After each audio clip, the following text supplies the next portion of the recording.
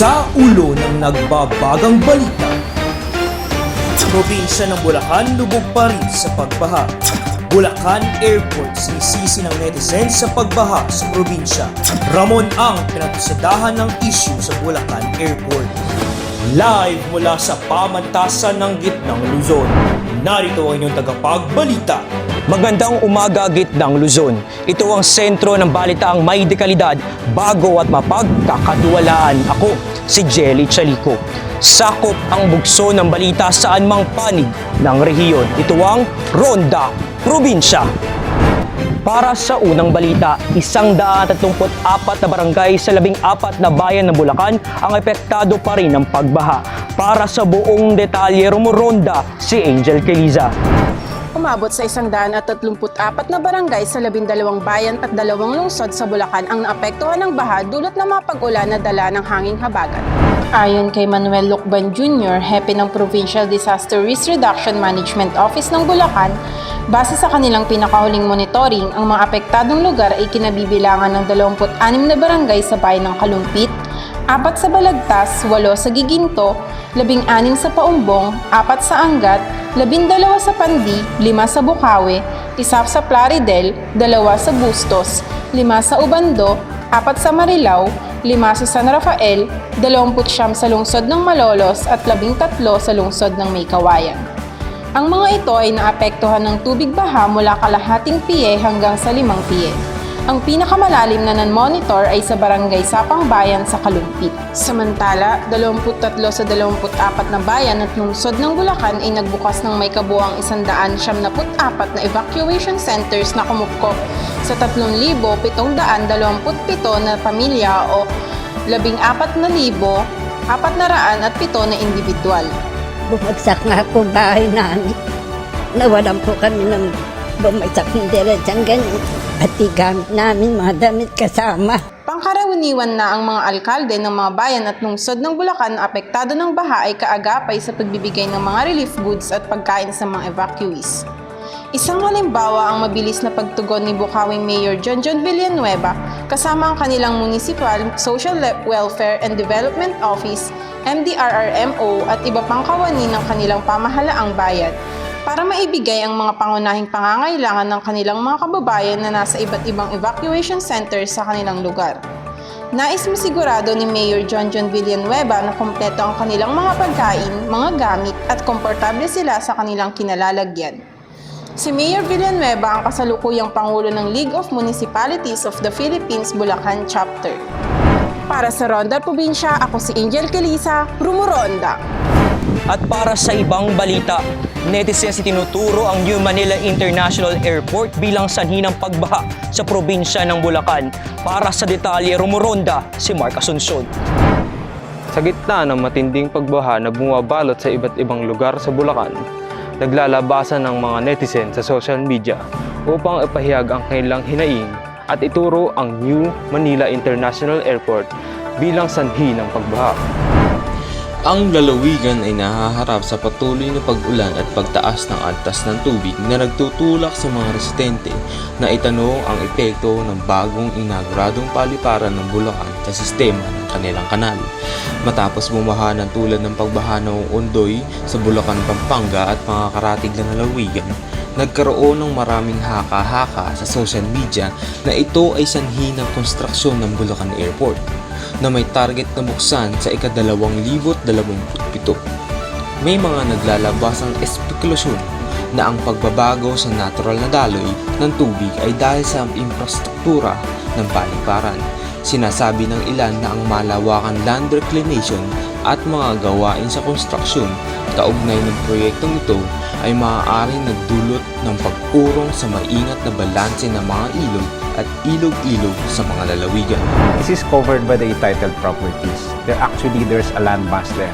Sumali rin sa usapan ang mga lokal na environmentalist na binibigyan diin ang pangangailangan ng masusing pagsusuri ng epekto sa kalikasan bago isakatuparan ang malalaking proyektong tulad ng mga paliparan.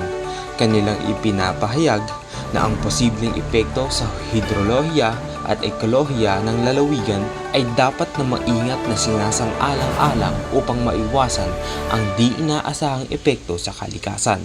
Sumagot ang mga opisyal ng gobyerno sa mga batikos online na nagsasaad na kumpleto ang mga pagsusuri bago itinayo ang paliparan.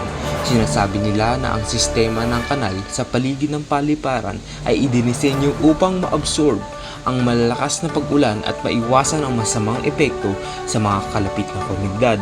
Sa pag-unlad ng sitwasyon, hinihiling ng mga otoridad na tugunan ang mga hinaing ng mga netizens at magbigay ng transparent na impormasyon hingil sa mga hakbang na isinasagawa upang mabawasan ang panganib ng pagbaha.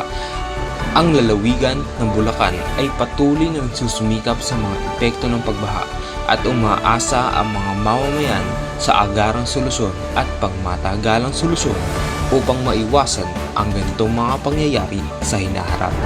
Para sa Ronda Probinsya, ako si Mark Asuncion, Rumoronda. Susunod sa Ronda Probinsya, alamin ang pahayag ni Ramon ang ukol sa pagbaha sa Bulacan.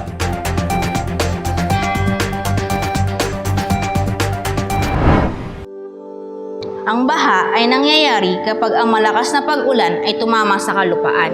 Nabigong sipsipin ng lupa ang tubig dahilan para ito ay umapaw. Gayunpaman, kung titignan natin ang mga nagdaang kaganapan ng baha, ang mahina hanggang sa katamtamang pag-ulan ay nagdudulot din ng mga issue sa pagbaha. Maaaring mangyari ang pagbaha sa maraming kaso. Maaaring ito ay dahilan ng deforestation, land conversion, infrastruktura o walang kaayusang sistema sa daluyan ng tubig. Tayo, bilang mga mamamayan, ay makatutulong upang maiwasan ang pagbaha sa pamamagitan ng pagsisimula sa ating sariling tahanan. Suriin at panatilihing malinis ang downspout at mga kanal. Siguraduhin ang lahat ng tubig ay bababa paagos sa mga kanal. At higit sa lahat, magtanim ng mga puno at halaman sa paligid ng inyong lupang kinasasakupan. Ito ay makatutulong upang ang tubig ay masipsip papunta sa lupa. Ito ang Ronda Probinsya. Nagbigay ng pahayag hinggil sa pagbaha sa probinsya ng Bulacan na kaugnay sa konstruksyon ng New Manila International Airport si Ramon Ang, pinuno ng San Miguel Corporation. Para sa ibang detalye, Rumoronda, si Jaira Retotal. Sa gitna ng pagtaas ng antas ng tubig at pag-ulan na nagdudulot ng pagbaha sa Bulacan, nagbigay ng pahayag si Ramon Ang, ang kilalang negosyante at pangulo ng San Miguel Corporation patungkol sa kontrobersyal na ugnayan ng New Manila International Airport sa lumalalang sitwasyon ng lalawigan. Sa isang opisyal na pahayag, iginiit ni Ramon Ang na ang San Miguel Corporation na siyang namumuno sa proyektong Bulacan Airport ay naghahangad ng pangmatagalang benepisyo para sa Pilipinas. Binigyan din niya ang pangako ng kumpanya na masusing isinagawa ang mga kinakailangang pagsusuri at environmental impact assessments bago sa katuparan ang sabing proyekto. Giniit din niyang, hindi namin hinahayaang sakripisyo ang kalikasan at kaligtasan ng mga komunidad para sa kaunting panandaliang kaunlaran. Ang lahat ng aspeto ng proyektong ito ay naayon sa mga regulasyon at pamantayan ng kalikasan. Hydrologic and hydraulic studies to determine the capacity of the river, if it can absorb floodwaters. Kung saan inaasahan ng San Miguel Corporation na ang New Manila International Airport ay magbibigay ng trabaho, negosyo, at iba pang oportunidad sa lokal na ekonomiya na makakatulong sa mas mataas na antas ng kabuhayan para sa mga residente ng Bulacan. Hinihikayat din ni Ang masusing pag-aaral ng mga otoridad hinggil sa mga bagay na maaaring magdulot ng pag-urong sa tubig at pag-ulan sa lalawigan. Pinahayag niyang handa ang kanyang kumpanya na makipagtulungan at magbigay ng kinakailangang tulong upang maipatupad ang mga hakbang na makatutulong sa pag-address ng mga isyong ito. Para sa Ronda Probinsya, ako si Jaira Retotal, Rumoronda.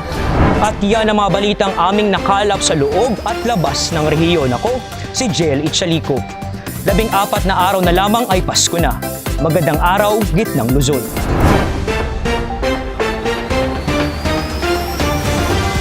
Ito ang Ronda